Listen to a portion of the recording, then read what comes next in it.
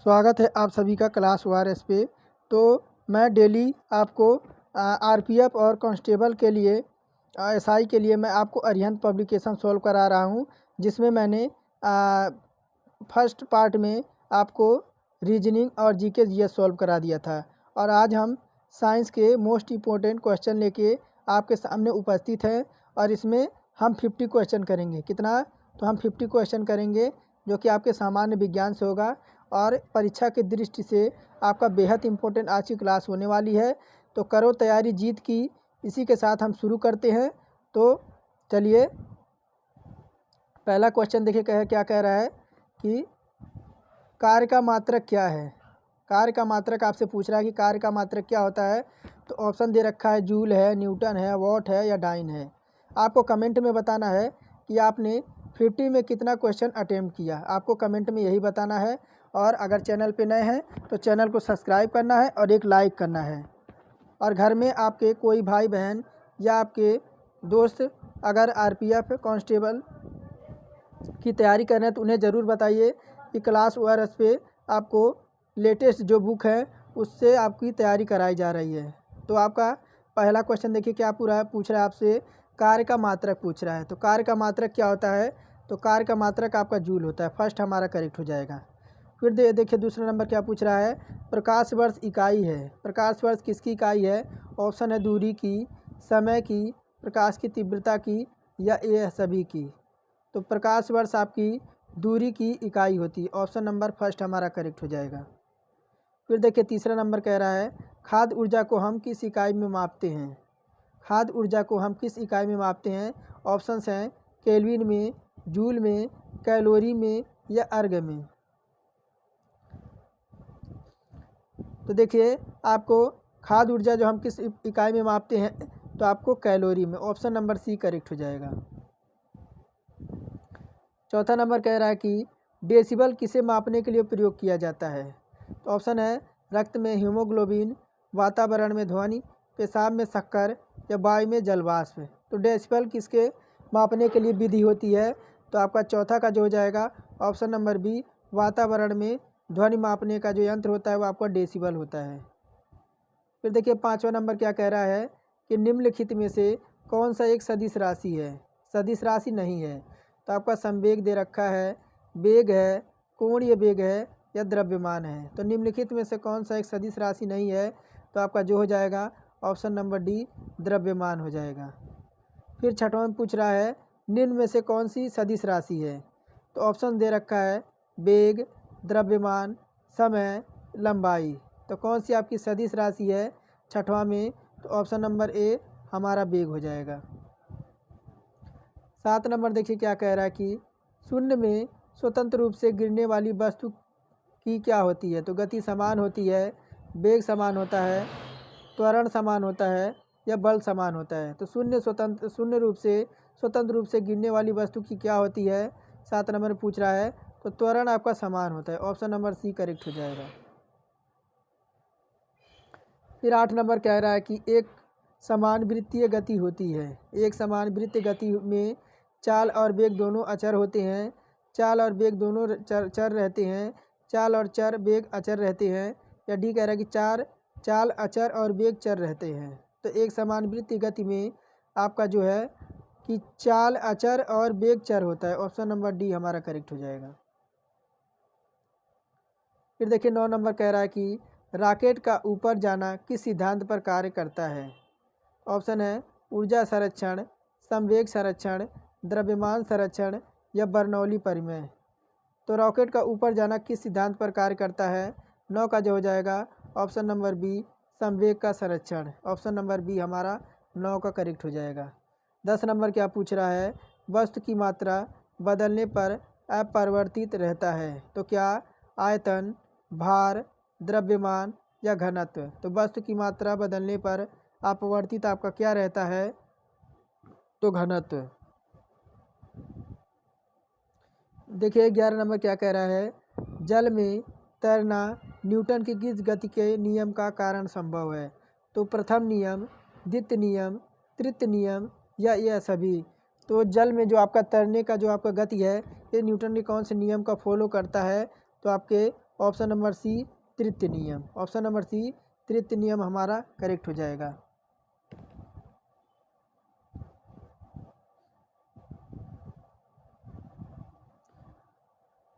फिर देखिए 12 number, Newton के गति का प्रथम नियम क्या कहलाता है? तो न्यूटन के गति का प्रथम नियम क्या कहलाता है? ऑप्शन दे रखा है जड़त्व का नियम, गुरुत्वाकर्षण का नियम, संवेग संरक्षण का नियम या गतिशीलता का नियम। तो न्यूटन की गति का प्रथम नियम क्या कहलाता है? तो आपका ये कहलाता है जड़त्व का नियम, जिसे गैलीलियो का नियम भी कहते हैं। फिर 13 नंबर पूछ रहा है डायनामो ऊर्जा का हस्तांतरण करता है। तो विद्युत ऊर्जा को यांत्रिक ऊर्जा में, या यांत्रिक ऊर्जा को विद्युत ऊर्जा में, या ऊष्मा से यांत्रिक ऊर्जा में, या डी कह रहा रासायनिक ऊर्जा से विद्युत ऊर्जा में। तो डायनामो ऊर्जा का हस्तांतरण करता है तो आपके यांत्रिक ऊर्जा को विद्युत ऊर्जा में। ऑप्शन नंबर बी यांत्रिक ऊर्जा को विद्युत ऊर्जा में डायनामो आपका परावर्तित करता है। फिर 14 नंबर क्या पूछ रहा है कि माइक्रोफोन जो है ऊर्जा का रूपांतरण करता है। तो कह रहा है विद्युत ऊर्जा को ध्वनि ऊर्जा में, ध्वनि ऊर्जा को यांत्रिक ऊर्जा में, या ध्वनि ऊर्जा को विद्युत ऊर्जा में, या आपका पूछ रहा है कि यांत्रिक ऊर्जा को ध्वनि ऊर्जा में। तो माइक्रोफोन ऊर्जा का रूपांतरण करता है तो आपका विद्युत ऊर्जा को ध्वनि ऊर्जा में। ऑप्शन नंबर फर्स्ट करेक्ट हो जाएगा। और 15 नंबर कह रहा है सौर सेल बनाए जाते हैं। तो ऑप्शन है सिलिकॉन से, गैल्मियम से, जर्मेनियम से, या ए एवं बी दोनों से। तो सौर सेल बनाए जाते हैं तो आपके ऑप्शन नंबर डी यानी आपका ए और बी दोनों से, यानी सिलिकॉन से भी और गैलीलियो से भी। ऑप्शन नंबर डी करेक्ट हो जाएगा। और गहराई बढ़ाने पर द्रव्य का दाब क्या होता है? घटता है, बढ़ता है, अपवर्तित रहता है, या घनत्व पर निर्भर करता है। तो गहराई बढ़ाने पर द्रव्य का दाब क्या होता है? तो आपका बढ़ता है। ऑप्शन नंबर बी करेक्ट हो जाएगा। और देखिए 17 नंबर पूछ रहा है बर्फ़ पर स्केटिंग करना प्रदर्शित करता है कि दाब बढ़ाने पर बर्फ़ का गलनांक क्या होता है? तो बढ़ता है, घटता है, अपवर्तित रहता है, पहले बढ़ता है या फिर घटता है। तो बर्फ़ पर स्केटिंग करना किसको प्रदर्शित करता है? या दाब बढ़ाने पर बर्फ़ का गलनांक क्या होता है? तो यह घटता है। ऑप्शन नंबर बी करेक्ट हो जाएगा। फिर 18 नंबर पूछ रहा है ऊंचाई पर चढ़ता हुआ व्यक्ति आगे की ओर क्यों झुक जाता है? तो ऑप्शन है तेज़ चलने के लिए, फिसलने से बचने के लिए, या आपका स्थायित्व बढ़ाने के लिए, या इन सभी के लिए। तो ऊंचाई पर अगर व्यक्ति कोई पहाड़ पे चढ़ता है तो आगे की तरफ वो क्यों झुका होता है, यही पूछ रहा है। तो आपका भार यानी अस्तित्व बढ़ाने के लिए। ऑप्शन नंबर सी करेक्ट हो जाएगा। फिर देखिए क्या कह रहा है 19 नंबर, एक गिलास में पानी पर बर्फ़ तैर रही है। जब बर्फ़ पूर्णतः पिघल जाए तो पानी का तल क्या होगा? बढ़ेगा, घटेगा, अपरिवर्तित रहेगा, पहले बढ़ेगा या बाद में घटेगा? तो क्या होगा? अपरिवर्तित रहेगा।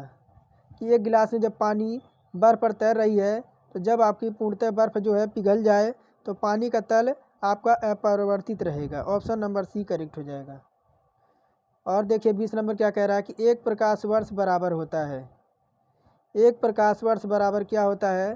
तो आपका 9.6 इंटू 10 पे आपका 15 मीटर। ऑप्शन नंबर एक प्रकाश वर्ष बराबर इतना आपका होता है। इसके ध्यान पे देख लीजिए कि आपका इतना होता है। 21 नंबर की ओर चलते हैं।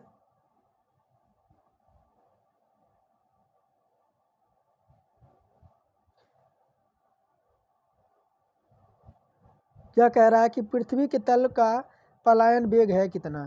तो 11.2 किलोमीटर प्रति सेकंड, या 12.4 किलोमीटर प्रति सेकंड, या 10.8, या आपका 13.2। तो पृथ्वी के तल का पलायन वेग कितना है?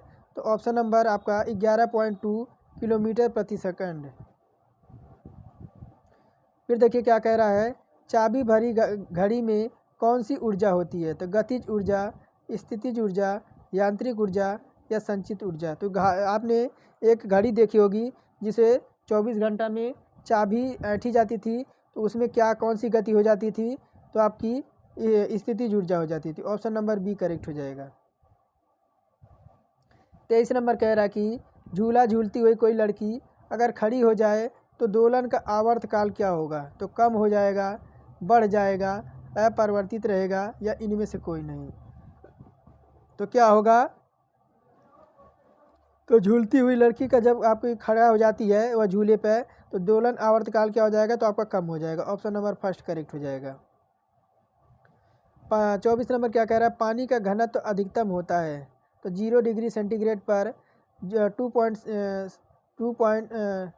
2 डिग्री सेंटीग्रेड पे या 4 डिग्री सेंटीग्रेड पे या 5 डिग्री सेंटीग्रेड पे। तो पानी का अधिकतम घनत्व तो कितना होता है? तो आपका 4 डिग्री सेंटीग्रेड पर। 25 नंबर पूछ रहा है वर्षा की बूंद गोलाकार होने का कारण क्या है? तो सतही तनाव के कारण, वर्षा जल की सान्यता के कारण, या वायु के वातावरणीय घर्षण के कारण, या उपरोक्त सभी के कारण। तो वर्षा की बूंद गोलाकार क्यों हो जाता है? तो ये आपका स्थायी तनाव, आपके सतही तनाव के कारण, यानी जिसे पृष्ठ तनाव कहते हैं। 26 नंबर पूछ रहा है ध्वनि तरंगों की प्रकृति होती है तो अनुप्रस्थ, अनुदैर्ध्य, अनुदैर्ध्य, अप्रगामी या विद्युत चुंबकीय। तो ध्वनि तरंगों की प्रकृति कैसे होती है? 26 नंबर में पूछ रहा है कि आपके अनुदैर्ध्य होती है। ऑप्शन नंबर बी करेक्ट हो जाएगा। फिर देखिए क्या कह रहा है 27 नंबर कि निकट आती किसी रेलगाड़ी की सीटों की आवृत्ति या क्षीणता बढ़ जाती है, ऐसा किस कारण से होता है? तो चार्ल्स नियम के द्वारा, बर्नौली प्रमेय के द्वारा, डॉपलर प्रभाव है, या आर्किमिडीज सिद्धांत है। तो देखिए ये आपका डॉपलर प्रभाव के कारण। ऑप्शन नंबर सी करेक्ट हो जाएगा। सोनार क्या देख रहा है 28 नंबर क्या कह रहा है कि सोनार अधिकांशतः प्रयोग में लाया जाता है। तो सोनार का जो प्रयोग है वह किस में लाया जाता है? तो नाविकों द्वारा, अंतरिक्ष यात्रियों द्वारा, अभियंताओं द्वारा, या इनमें से सभी के द्वारा। तो सोनार का जो अधिकांश प्रयोग में आपका क्या लाया जाता है? तो आपका नाविकों द्वारा। ऑप्शन नंबर फर्स्ट करेक्ट हो जाएगा। 29 नंबर क्या कह रहा है कि ध्वनि तरंगे किसके कारण प्रतिध्वनि उत्पन्न करती हैं? तो ऑप्शंस हैं अपवर्तन के कारण, विवर्तन के कारण, परावर्तन के कारण, या अनुरणन के कारण। तो ध्वनि तरंगे किसके कारण प्रतिध्वनि उत्पन्न करती हैं? ये आपका किसके कारण? तो परावर्तन के कारण। फिर देखिए 30 नंबर क्या कह रहा है कि रेडियो का समस्वरण स्टेशन उदाहरण है। तो परावर्तन का, अपवर्तन का, पुनरणन का, या अनुनाद का। तो रेडियो का समस्वरण स्टेशन उदाहरण है किसका? तो आपके ऑप्शन नंबर डी अनुनाद का। देखिए क्या कह रहा है कितना नंबर आपका 31 नंबर है। रडार की कार्यप्रणाली निम्न में से किस सिद्धांत पर आधारित है? रडार की कार्यप्रणाली किस सिद्धांत पर आधारित है? तो ऑप्शन है रेडियो तरंगों का परावर्तन, रेडियो तरंगों का अपवर्तन, डॉपलर प्रभाव, या रमण प्रभाव। तो 31 का जो हो जाएगा ऑप्शन नंबर ए, जो आपका रडार की प्रणाली कार्य किस पर सिद्धांत पर आधारित है? तो रेडियो तरंगों के परावर्तन पे। फिर देखिए 32 नंबर कह रहा है ध्वनि की चाल अधिकतम होती है। ध्वनि की चाल अधिकतम किस में होती है? तो वायु में, निर्वात में, जल में, या ठोस में। तो ध्वनि की चाल अधिकतम किस में होती है? तो आपकी ठोस में। ऑप्शन नंबर डी हमारा करेक्ट हो जाएगा। फिर देखिए 33 नंबर पूछ रहा है वायु में ध्वनि का वेग होता है तो ताप के बढ़ने से घटता है, ताप के बढ़ने से बढ़ता है, ताप के घटने से बढ़ता है, या उपरोक्त में से कोई नहीं। तो वायु में ध्वनि का वेग कैसा होता है? तो आपका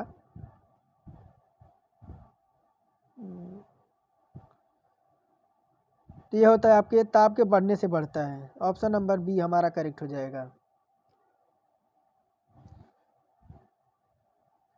बढ़ते हैं आगे 34 नंबर की ओर। क्या कह रहा है स्त्रियों की आवाज़ पुरुषों की आवाज़ से किस कारण से पतली होती है? स्त्रियों की आवाज़ पुरुषों की आवाज़ से किस कारण से पतली होती है? तो क्या कह रहा है आपका कि देखिए ऑप्शन नंबर फर्स्ट कह रहा है कि स्त्रियों की ध्वनि की तारतम्य अधिक होती है। तो बिल्कुल सही ऑप्शन नंबर फर्स्ट हो जाएगा कि आपकी देखिए स्त्रियों की आवाज़ जो होती है पुरुषों के मुकाबले पतली क्यों होती है? क्योंकि स्त्रियों की ध्वनि का तारतम्य आपका अधिक होता है। ऑप्शन नंबर फर्स्ट करेक्ट हो जाएगा। 35 नंबर पूछ रहा है श्रव्य परिसर में ध्वनि तरंगों की आवृत्ति होती है। तो श्रव्य परिसर में ध्वनि तरंगों की आवृत्ति होती है तो कितना, तो आपका दे रखा है 20 हर्ट्ज से आपका 20,000 हर्ट्ज तक। तो ऑप्शन नंबर फर्स्ट करेक्ट हो जाएगा, ऑप्शन नंबर फर्स्ट हमारा करेक्ट हो जाएगा। आवृत्ति का मात्रक क्या दे रखा है, देखिए किलो हर्ट्ज, हर्ट्ज से प्रति सेकेंड या हर्ट्ज। तो आवृत्ति का मात्रक क्या हो जाएगा, तो आपका ऑप्शन नंबर डी हर्ट्ज हो जाएगा। 37 नंबर क्या कह रहा है कि वायु में ध्वनि की चाल है, वायु में ध्वनि की चाल है तो 200 मीटर प्रति सेकेंड, 232 मीटर प्रति सेकेंड, 332 प्रति मीटर सेकेंड या 432 मीटर प्रति सेकेंड। तो वायु में ध्वनि की चाल कितनी होती है, तो आपकी 332 मीटर प्रति सेकेंड। फिर देखिए क्या कह रहा है, मानव शरीर का तापमान 9.6 डिग्री फ़ारेनहाइट होता है, सेल्सियस स्केल में यह कितना होता है। सेल्सियस स्केल में अगर बात करें तो यह कितना होता है, तो यह आपका जो होता है वह 37 डिग्री सेंटीग्रेड होता है। ऑप्शन नंबर फर्स्ट करेक्ट हो जाएगा, सी करेक्ट हो जाएगा। 39 नंबर कह रहा है किसी तापमान पर सेल्सियस और फ़ारेनहाइट तापमापियों के मान एक समान होते हैं। किस तापमान पर सेल्सियस और आपके फ़ारेनहाइट तापमापियों के मान एक समान होते हैं, यह आपका कौन सा होता है, तो -40 डिग्री। 40 नंबर की ओर बढ़ते हैं। किसी वस्तु का क्या कह रहा है, देखिए किसी वस्तु का ताप किसका सूचक होता है, तो उसके अणुओं की कुल ऊर्जा का, उसके अणुओं के औसत ऊर्जा का, उसके अणुओं के कुल वेग का, या डी कह रहा है कि उसके अणुओं की औसत गतिज ऊर्जा का। तो किसी वस्तु का ताप किसका सूचक होता है, तो ये होता है उसके अणुओं की औसत गतिज ऊर्जा का। ऑप्शन नंबर डी करेक्ट हो जाएगा।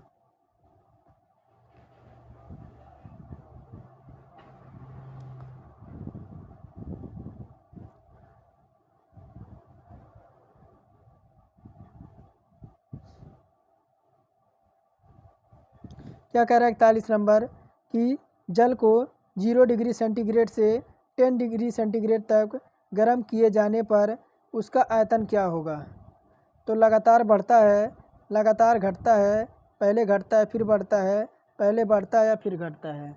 तो जल का 0 डिग्री सेंटीग्रेड से 10 डिग्री सेंटीग्रेड पर गर्म किए जाने पर उसका आयतन क्या होता है, तो आपका पहले घटता है और फिर बाद में बढ़ जाता है। ऑप्शन नंबर सी करेक्ट हो जाएगा।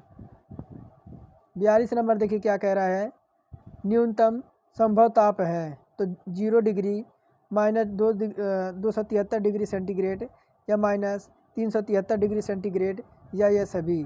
तो न्यूनतम संभव तापमान कितना होता है, तो आपका -273 डिग्री 273 डिग्री सेंटीग्रेड। फिर देखिए क्या कह रहा है, किसी झील की सतह का पानी जमा हुआ है तो उस झील के अथाह स्थल पर जल का तापमान क्या होगा। किसी झील की सतह का पानी अगर जम गया हो तो उसे उस झील के जो अधः स्थल होता है यानी जल का तापमान आपका क्या होता है, तो कितना होता है, तो 4 डिग्री सेंटीग्रेड होता है। ऑप्शन नंबर डी करेक्ट हो जाएगा।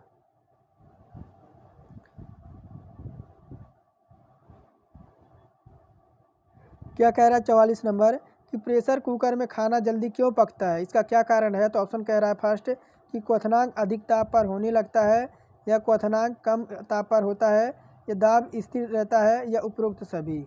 तो प्रेशर कुकर में खाना क्यों जल्दी पक जाता है, क्योंकि आपका यह क्वथनांक अधिक ताप पर होने लगता है, कि आपका जो इसका प्रेशर होता है वह अधिक आपका बढ़ जाता है। फिर देखिए 45 नंबर कह रहा है कि उबलते जल की अपेक्षा भाप के जलने से अधिक कष्ट होता है, क्योंकि उबलते जल की अपेक्षा भाप का गुप्त ऊष्मा होती है, क्या होती है, तो कम होती है, अधिक होती है। तो देखिए आपका अधिक होगी तभी आप जलेंगे। ऑप्शन नंबर बी हमारा करेक्ट हो जाएगा। देखिए आपका आलू हो गया, समोसा हो गया, जब समोसा आप देखिए ऊपर बाहर से आपका ठंडा होता है, लेकिन जब आलू का बारी आती है तो आपका जो आलू होता है बहुत गर्म होता है। ऐसा क्यों होता है, क्योंकि उसमें गुप्त ऊष्मा होती है। उसी प्रकार रोटी में जो भाप होता है उसमें आपकी गुप्त ऊष्मा होती है। फिर देखिए 46 नंबर कह रहा है, निम्नलिखित में से किसकी विशिष्ट ऊष्मा सबसे अधिक होती है। तो बर्फ़ की, बालू की, पानी की या लोहा का। तो निम्नलिखित में से किसका विशिष्ट ऊष्मा सबसे अधिक होता है, तो आपका पानी का।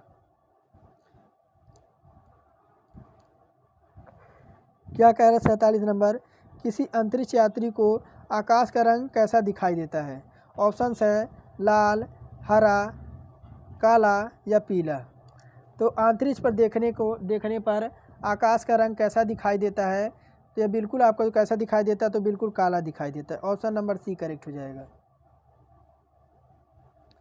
फिर देखिए क्या कह रहा है 48 नंबर कि थर्मस फ्लास्क में ऊर्जा का क्षय रोका जा सकता है। तो थर्मस फ्लास्क में ऊर्जा का क्षय रोका जा सकता है कैसे? तो संवहन से, विकिरण से, चालन से या इनमें से सभी से। तो देखिए थर्मस फ्लास्क में ऊर्जा का क्षय रोका जा सकता है तो संवहन द्वारा, विकिरण द्वारा, चालन द्वारा, यानी इन सभी द्वारा। ऑप्शन नंबर डी करेक्ट हो जाएगा। फिर देखिए 49 नंबर क्या कह रहा है कि निम्नलिखित द्रव्यों में कौन सा ऊष्मा का बहुत अच्छा चालक है? निम्नलिखित द्रव्यों में कौन सा ऊर्जा का सबसे अच्छा आपका चालक है? तो ऑप्शन है पारा, पानी, ईथर या बेंजीन। तो 49 का जो हो जाएगा ऑप्शन नंबर ए आपका पारा हो जाएगा। और आज का लास्ट क्वेश्चन करेंगे, फिर हम इसके बाद फिर हम जीके जीएस लेंगे, या तो आप जैसा कमेंट करेंगे आपको वही अगले टॉपिक में मिलेगा। देखिए आज का लास्ट क्वेश्चन कह रहा है अच्छे उत्सर्जक अच्छे अवशोषक होते हैं, यह नियम किसका है? तो ऑप्शन है स्टीफन का, न्यूटन का, बर्नौली का या किरचॉफ का। तो अच्छे उत्सर्जक अच्छे अवशोषक होती हैं, यह नियम किसका है? तो आपके किरचॉफ का है। ऑप्शन नंबर डी करेक्ट हो जाएगा। तो देखिए ये हमारे 50 क्वेश्चन थे जो कि आपके मोस्ट इम्पोर्टेंट क्वेश्चन थे आपके कांस्टेबल और एसआई के लिए, आरपीएफ। तो चलिए आज का टेस्ट समाप्त करते हैं। अगर क्लास पसंद आई हो तो चैनल को एक लाइक ज़रूर करें, और नए हैं तो कृपया करके वीडियो को सब्सक्राइब करें, चैनल को सब्सक्राइब करें। और कंप्लीट वीडियो देखने के लिए आप सभी का धन्यवाद।